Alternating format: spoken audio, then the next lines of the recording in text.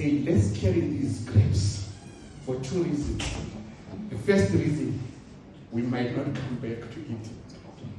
Second, let's just go and show them it is true. Let's give them the PowerPoint presentation that indeed the land is good. But we also saw that there are giants there. We are not able to. Let me say something painful. If you cannot take and grab the promises that the Lord has given unto you, they won't remain vacant. Oh, I'm too deep. Let me try to take it from theology.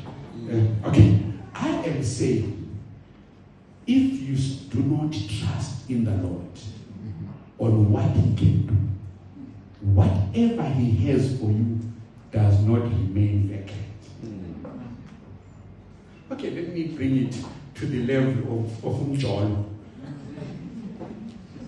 You are not brave to walk to that young lady and say, will you marry me? She is busy strolling in the malls with an anarchy. But remember, that is your future wife.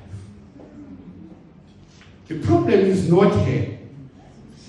It is you who cannot go and claim the promises. God did not say, because my children are coming to this promised land, let me remove and leave it vacant. He allowed the anarchists to keep on feasting on the graves, feasting on the promises of God's children. But they are stuck in the wilderness for 40 years because they did not trust God. And the enemy is busy comfortable, saying, let them die one by one in the wilderness. Tina here, we are comfortable. If you cannot apply for that position, the higher position, which the Lord has placed in front of you, somebody will continue feasting on your salary. With high packs when I think, maybe I do not qualify, maybe. If you cannot claim. So imagine the abuse of Caleb.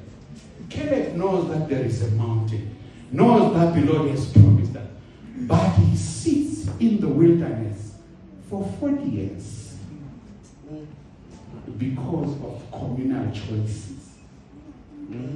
There are some of you who will never do things in life because of the choice of friends. You are what you are because of the person who has come and said nothing.